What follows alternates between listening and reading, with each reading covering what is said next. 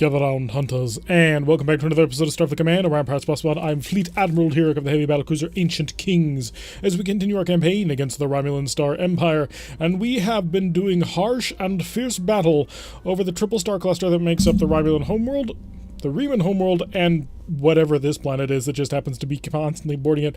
We have gotten both planets down relatively decently. The Reman, or possibly Romulan, we're not sure which one of these is the Romulan and Reman homeworld, but they both trigger homeworld assaults, so we know they're homeworlds.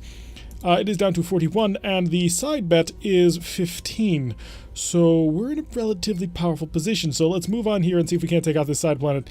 And the first mission of the day shall be Enigma. So there will be a random vessel out in the middle of space, and us and somebody else have come across it. And whoever gets there first gets to steal whatever's on board, if there is anything on board. According to the scanners, there's nothing on board. So instead, we're just going to immediately move as if we were going to blow up whoever's about to show up. Now, the fun thing about the Enigma mission is that it gives you an entire free round. Not turn, but combat round. And the reason I'm putting it that way is because Romulans take 3 turns per combat round. This is the way that I process how Romulans operate. They have 3 turns per combat round because their plasma torpedoes take 3 turns to reset. So what we get is an entire salvo that dreadnought is going to waste into the heavy cruiser. He will fire everything that he has and completely waste it, which gives us 3 full turns, or 1 Romulan combat round, to zip around and beat the crap out of him. Now, in comparison, our ship has a combat round, takes 1 turn per combat round. A Federation ship takes 2 turns per combat round because photon torpedoes take 2 turns to charge. This is just sort of how I stack, I guess, initiative order, I almost want to say, but you get a little bit of a glance into the inner workings of my mind on this. So let's immediately begin our bombardment. We shall open fire with a trio of missiles, wait for them to get out to a distance of 5, and then we'll follow up, well, with the rest of the missiles. And actually, if we can increase speed fast enough, we might even be able to catch the missiles and get it at the right range for a full salvo. The Dreadnought, according to sensors, is an SHRX. I have no idea what that is, but I'm going to probably assume that you are some description of... Ooh, we gotta start dropping back, actually. We're accelerating it too quickly. Some sort of pseudo-frigate tender, but maybe not. He hasn't deployed... Up there they go. We just needed to give him enough time. Alright, we are at our distance of 5. Conduct the full bombardment. Now, as long as he doesn't cloak, we'll be grand. I hope he doesn't cloak. I really hope he doesn't cloak, because this is a full, beautiful twin salvo. So normally what we do are quick step salvos, where we'll use 1 MIRV and then the other MIRV at a distance of 5 and follow that up with all the missiles. But this time we managed to get our speed properly managed, got everything down perfectly, so this missile salvo is just a small triple MIRV salvo, and then that'll be followed up by an entire full MIRV salvo of all 6 MIRVs, which is 36 missiles. And if we timed this right, he's about to have a very, very rude slap to the face. Please be timed right. Aha! We may have gotten it slightly off, but that's gotta hurt. And now we'll just start commencing a primary bombardment. Keep spitting out missiles until, well, frankly, he's gonna die. They fire all of their weapons because for some reason the AI gets caught up on this. There is a version of this map where we spawn in a different position where they think we are the primary target, so I think it has something to do with whoever they see first. There we go. Bing, bang, boom, done. All defeated in such easily fashion. And now, of course, there is this SALR-3, which we can destroy, but I feel no need to. The Game Master will come along and annihilate it. Lightning will strike from nowhere, and it will explode. If we don't get to it first, we're going to set our phasers to overload, just to give us a good chance of it happening. And we'll increase the speed of time. Who gets to blow you up first, sir? Shall it be us or God? God. He tends to be a little bit quick on the trigger with that one. So, normally in the Enigma mission, there is something in the cargo hold. There's dilithium crystals or medical supplies, or in the case of the pirates, the Vega drug, which I'm not sure what it does, but I kind of want to look it up just to see what kind of things they came up with. But in this one, it was an empty one, which allowed us to just easily zip right after the primary target and annihilate it. An anomaly mission or shipwreck assault. Ironically, the Merak are probably one of the best races to take in an anomaly mission. We're not going to do it because I hate the anomaly mission, but if we were, the Merak are one of the best to take, and the reason is, periodically, with the Merak, or with the anomaly, it will suddenly shut your ship down, and that is incredibly frustrating. Oh, by the way, we're fighting an X-type destroyer and an X-type heavy cruiser, which just so happens to be an XCV. So, pain is on the way. But the anomaly mission shuts off all your power. Missile launchers do not take power. So the anomaly mission is fantastic for the Merak because they don't care about power. We're going to open fire as soon as we can. We've got to get as much fire as we possibly can on this XCB. He's also going to be quite dangerous, and he will probably also be dangerous. He's an FHEX. I think that's 2 R-type plasma torpedoes and 2 S's, which is a pretty serious hawk. And you're an XDD, just the normal style. So I don't think you're too super heavily equipped for this, but let's get ourselves up to speed. Let's also not forget the electronic countermeasures, the additional shielding that we will require to full power, phasers to reinforce power screen. How much power do I have for free? That's it. We're out of power. Okay, sap everything you've got. Take it from the electronic countermeasures. Just give me a decent amount of speed right now, because I want to get another salvo off in a relatively short order, and hopefully to do so before the XCB is able to break away or cloak. And that's my cue. Stand by for the pop, pop, and pop, and we're away. We'll break out starboard and pull directly away from the DD. Oh, good positioning on his part. All weapons shoot back. Okay, he did shoot down some of them, but it triggered it. Oh, we got it. Okay, good. So that salvo is going to impact. His defensive systems are now down because the Wild Weasel shuttle will not cover if he's firing, which means he's about to take a very nasty punch to the face, and he doesn't even have an opportunity to defend against it.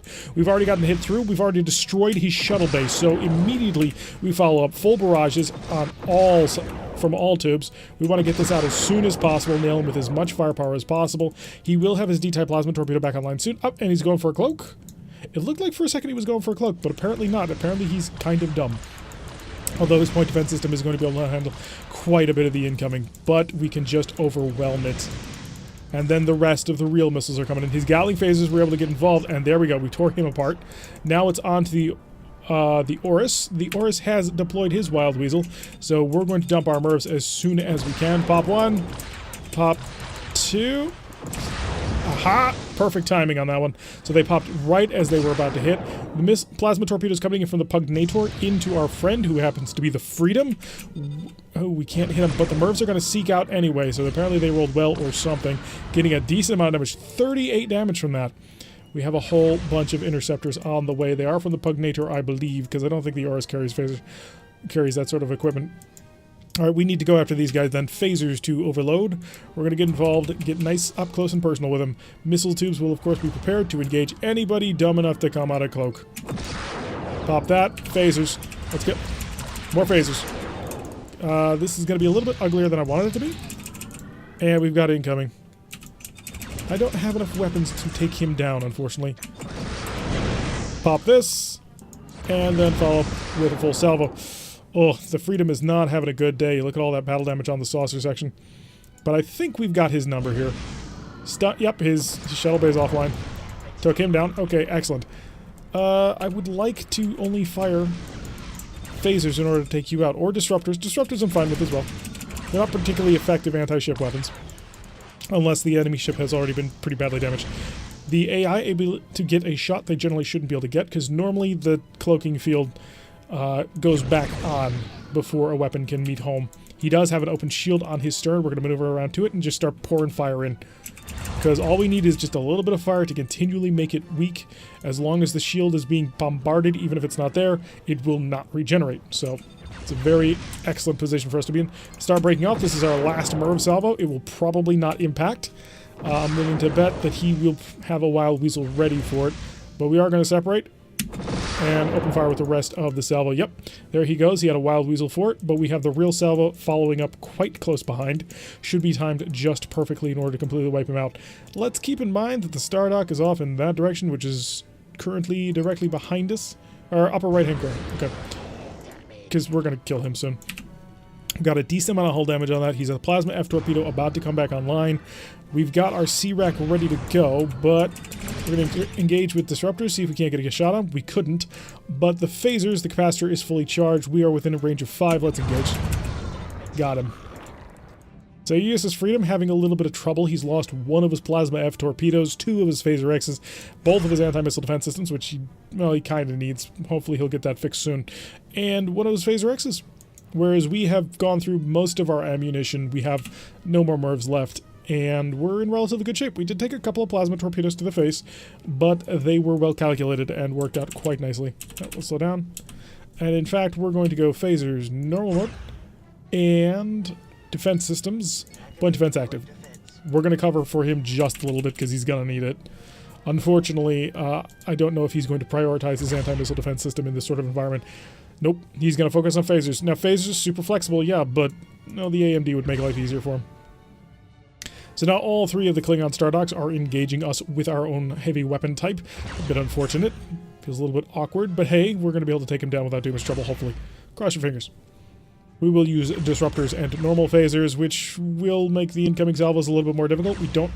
We aren't super well endowed with point defense systems, unfortunately. But we should be okay. I hope. And still getting very close with those shots. Let's start to slow down. And we'll get right up on top of him. And the reason why we'll do that is because even though he'll be able to fire his phaser 3s at us and phaser 2s, he won't be able to fire missiles once we're within a range of 0. Almost there. Just get a little closer. Okay, he doesn't get to shoot anymore. Okay, all up and select. And tractor beams to defense. And we'll have them set up to defend us. Now, our phasers, while in defensive mode, will not fire at full overload, which makes a certain amount of sense. Okay, we took him down. That's the first of them. And our forward shield is pretty badly dented at this point. It's from using the disruptors, because disruptors, if fired within a range of, I believe, 2.5, like photon torpedoes, will cause splashback damage. Now, splashback is 1/4 of the amount of damage that you send out. So for a photon torpedo, which does 8 damage, you'll take 2 damage back. For a disruptor, which deals about 4 damage, you'll take 1 back. So we took about 1 point of damage from all our disruptors every time they fired. 6 adds up over time. So that's why that ended up happening. We'll try and get the angle a little bit different, though, so we don't crunch through our forward shield. We don't want to take any damage. We want to stay out here as long as we can. So we will go to defensive systems, shut off the point defense, overload, and try and blast through all weapons. There we go. Now, I shouldn't have fired the missiles, unfortunately, but hey, it's been popped, so we're going to have to put up with it. Point defense systems active once again. We have the shields to handle quite a bit of this, so I'm not super worried about it. Although this shield is mostly down, which is not great. Let's increase the speed a little bit, see if we can't pull around to his side. Ah, the fun and joys of base assaults. Or star dock assaults, I suppose. We'll be able to steadily knock through his shields. Although he is also... Yep, he ran our missiles dry. So he doesn't have a shuttle bay anymore. He still has tractor beams, though, and he has a lot of tractor beams. And it looks like the Freedom has arrived. Well, a distance of 30, but he can provide long-range fire support. Come over to the last one. Let's kick on some speed. Hi, Freedom. He is mostly intact. He has decided that, despite the fact that he's facing Klingon star docks, he has no need for a point defense system. He will rely solely on his phasers. Although it does look like we've bled them dry of ammunition, which is good. So we will be able to shut off the point defense systems. Phasers can now fire on overload, which should be able to punch through shields at this point. And I don't think firing plasma torpedoes from a range of 18 is a good idea, because they literally can't hit that far. So we'll pull up on them and just unload all the things that we have in them. And after we blow through all their defenses, well, we'll crush the rest of the dock. Okay, cut through that, pull around to the side, showing our most powerful shield, and he can beam all the mines that he wants on us, but that's not going to help him anymore. So we'll just park up and continue to blast away. And as long as the Freedom's also providing additional fire support, we'll have no trouble with this one. So just keep the fire going down. And there we go. The shipyard is no more.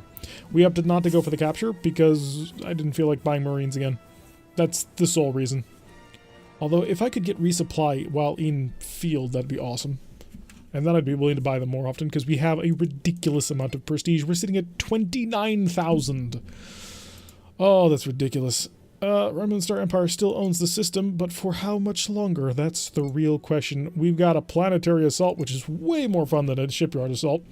Planetary assaults make you feel like you're doing something insane, like bombing a planet with millions of missiles. Alright, we are all on our lonesome, and there is a single heavy cruiser off in the distance. It is an XCB, the treacherous, who we will commence engagement the moment we have weapons ready. Mainly MIRVs. So we need to get ourselves up to speed. Sorry, phaser capacitor, you're going to have to take a little extra time in order to actually get prepared for what we're about to do. Fire the first MIRV.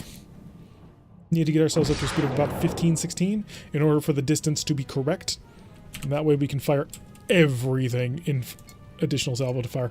So let's get the forward shields reinforced because he may fire some plinking fire. We'll get electronic countermeasures so he can't hit us all that accurately. And I think by the time we hit 24, we'll be good. All right, the rest of the MIRVs are ready to... Well, they're not ready to fire yet, but I am ready to fire. So let's get ourselves mostly up to speed. We'll immediately start to pull away. 1 MIRV, 2 MIRV. Okay, start dropping back. Come on, get ahead of me, get ahead of me. Because we're hitting the brakes, firing and braking off. And full powered engines. So we'll get to a speed of 27. We gotta hope that he doesn't cloak. Which we're kind of within range where he should start cloaking. Let's see if we can't pull away or if he wants the engine power. He is slowly starting to speed up, but I think we can get out of here. And he started to fire his defensive plasma torpedoes. Unfortunately, they're not quite able to deal with 18 missiles. He did, of course, deploy his Wild Weasel, which, according to this, has been now destroyed. And now the incoming fire. It is PL-13, which is undefended, and the missiles will be right on top of him when it pops. Right inside of him. 86 damage already. MIRVs away. Drop back in speed. Come back to us. Oh, we don't want to get too close at all. So, cut away.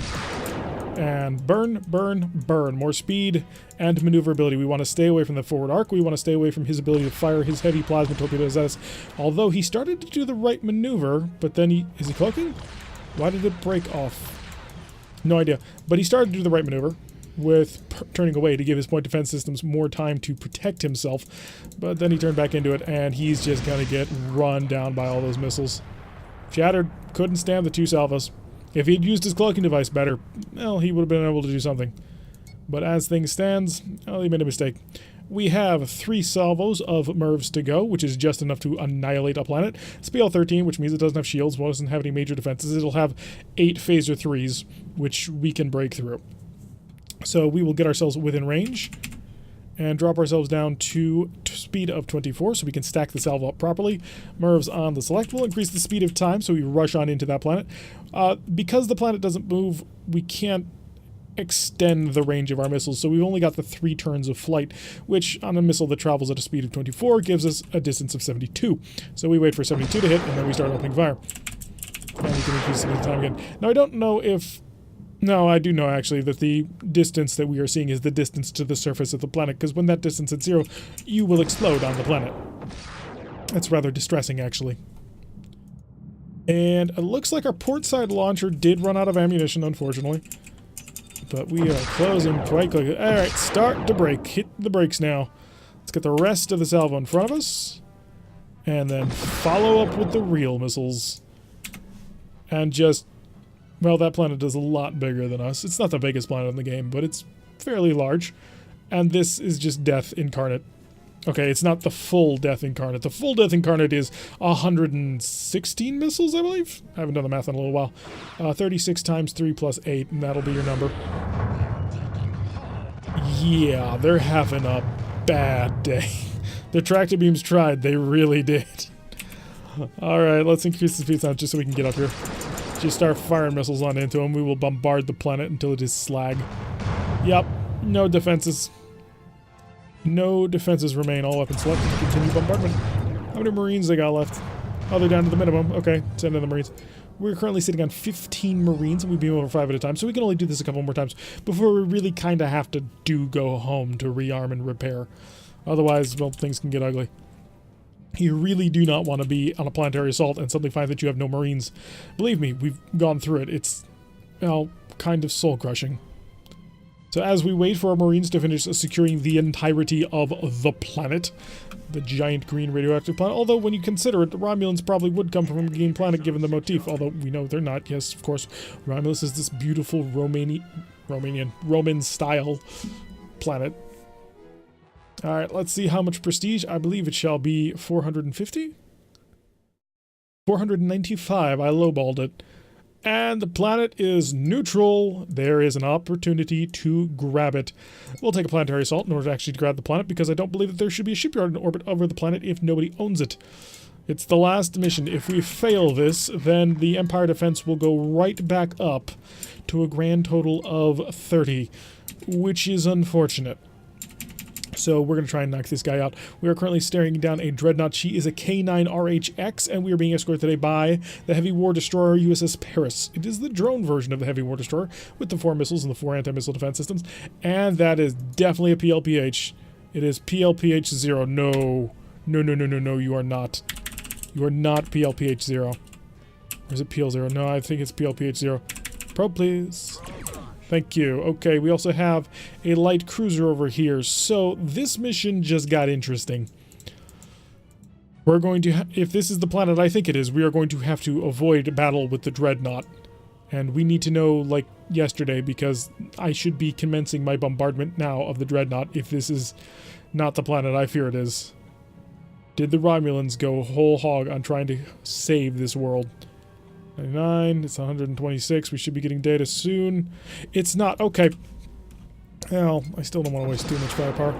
Launch the initial salvo, step back. Why, hello there. Well, apparently we had a little bit of a problem when recording this episode, and I didn't actually catch it until it was pointed out to me. The audio in this section of the video has gone, well, completely terrible. We've been kind of struggling with this bit of an audio problem in the streams lately, and apparently it's now bled over into some of my recordings, so I'm going to have to do some serious digging to try and get this thing resolved, because I do not want to be putting out videos that have super choppy audio. So I've decided to come over here and dub over what we're doing just so that we actually have a proper video so it doesn't go, because that's really annoying. So, here we decided to toss a quick step salvo off here at this dreadnought. It's a K9RHX. It's one of the lighter dreadnoughts. It's even a light dreadnought by Klingon standards. And it's only got a single R-type plasma torpedo, I believe 2 S's and 2 F's to back that up. But the main thing that really hurts this dreadnought is it doesn't have any point defense system. There's no plasma Ds of any sort on this thing, and so we can just pound it pretty much at will. It doesn't have much of a capability to actually defend itself, and so, well, we sit here and destroy it. Now, the timing on this salvo was so beautiful, so perfectly done, that actually we hit the aft shield, because just before it hit the Wild Weasel that had been deployed, when it shut off, it immediately hit the vessel itself. I was actually concerned a little bit, thinking maybe it wasn't actually dealing full damage and it was just disappearing, because I thought that 82 damage was a bit low. But then again, I had to remind myself it was a dreadnought, and dreadnoughts have pretty significant shields, so we probably didn't get a whole heck of a lot of the MIRVs on through that one, especially through the point defense system of the normal phasers. But at this point, the Perdix is pretty much surrounded. Yeah, it's by a Heavy War Destroyer on the other side, but really, he's not having a good time. And the salvos of missiles that we're able to just pound into him, it's just too much for him. He simply cannot take that kind of firepower, and we got through. Now, at this point, we're being chased by this SPEX, and this SPEX actually has me pretty worried, because he's got a Plasma R torpedo, in addition to all of his little pseudo-frigate buddies over there. I was concerned that I might have to go over there to support my friend. Fortunately for us, the Paris is sort of okay for now, but I'm not sure if that's going to last. So I decided to open fire a little bit with my disruptors, see if I can't take off some of the pressure, because at the end of the day, 4 pseudo-frigates is a lot of firepower. That's still 160 damage. Yeah, right? 40 for each? Yep, 160 damage, because each one has 2 Plasma F torpedoes. But then the Paris just started wading through the fire and annihilating his enemies. I thought it was pretty cool just watching this Federation destroyer blasting away, blowing up ships left, right, and center. Unfortunately, because of the Paris's minefield, we weren't able to get in there, but the Paris just proved it didn't need our help. And so that was pretty awesome to watch. We then came around, and we decided trying to figure out the best angle with which to go for the specs, or if we should just dive for the planet. Now, if we go for the specs, I was assuming that he would cloak and disappear, and then we'd be dueling with that, and it would take forever. And so I decided at the end of it, I think, to just ignore him. At the end of the day, we can go back to destroy him, but we were within bombardment range of the planet. It was either deal with this now or have to reset up an entire attack. So we knew the specs was going to cloak, and so we decided to go in for it with our entire massive salvo. Now, we didn't have, I don't believe, full loads on this one, and so we're not able to get the massive 116 missile salvo. I think it comes out to something like 90-something missiles or 80-something missiles, because we're short, I believe, an entire MIRV rack. but it's still a prodigious amount of firepower, which has proven time and time again to be more than capable of annihilating planetary shields and just cutting through everything. And as we continue just to fill it out, I just love how that works, how the missiles stream out and then pop into these like gorgeous flowers of death, I suppose is the best way I can describe it. Oh, it looks like we actually did have enough ammunition in order to get the entire salvo out. So this will be the entire Titanic mega salvo, the giga salvo, I suppose, because it is just gorgeous with how much firepower we can put out. We did the math in a later episode. I'm actually recording this after I'd gotten a couple more episodes out. We did the math. It's 576 damage in the Giga Salvo. It is absurd and amazing, and I don't think there's a single ship in this game that can take that kind of damage. Now, there are things that mitigate the effectiveness of missiles, but this is just gorgeous. Now, he was able to return fire because we were at a distance of 16, and our shields are going to have to hold on to this one, but hey, we had a lot of power to spare on the forward shields. Once we cut engine power, it's 1 point of engine power in order to move 1 point of speed for this specific cruiser. So just by cutting our engine power, our maximum speed is 27.5. If we're doing speed of 0, we have a shield of 27.5. Which is pretty significant, more than capable of handling all kinds of plasma torpedo fire from this range. If it was ours, we might have some trouble with it, but just a couple of S's, yeah, not much of a problem at all. We didn't have any more MIRVs for the follow-up salvos, so we're just pounding them with the rest of the things. Decided to send a probe to see how close I could actually get, and that's when we realized, well, he's down to 5 phaser 4s, which I was a little bit stunned about that phaser 4 mount. I thought that the phaser 4s were limited to 4 hard points of 2 each, but then when we were looking at this one, there's 1 phaser 4 mount with 4 phaser 4s on it, and I thought for a second that I was actually fighting the massive super planet, but that did not end up being the case. So we just kept up the fire. We were trying to do as much plinking damage as we could, trying to stun systems offline, trying to cause little Mizzy attacks that would disable systems, because if you fire many times for low damage, you have a higher chance, because of the way that it rolls for system shock and damage, you have a better chance of turning off a system. But if you fire massive, huge salvos, you have a better chance of dealing damage to the power systems and dealing damage that will critical hit and destroy the entire ship. Since you can't destroy planets, it works out pretty nicely. Unfortunately, because we were so close to the planet, we actually couldn't see the battle going on behind us, and I didn't think to swap the camera over, but it did kind of amuse me just how close we had gotten. A distance of 4 is not very far at all, especially when you consider if you so much as touch that planet at all, it will destroy your entire ship no matter how slowly you are traveling. Although, given the distances involved in this game, even slow travel is pretty fast. So we managed to take the planet once again, and if I'm not mistaken, this was the side planet, so it'll only be about 400 and something? 495. And that's a planet taken, but I've been Turek. If you like what you've been seeing, hit that like button and subscribe. If you want to receive notifications every single time I release one of these videos, press that little bell icon. We have live streams on Wednesdays and Saturdays. Check it out. We'd love to hear from you, and I will see you all in the next episode.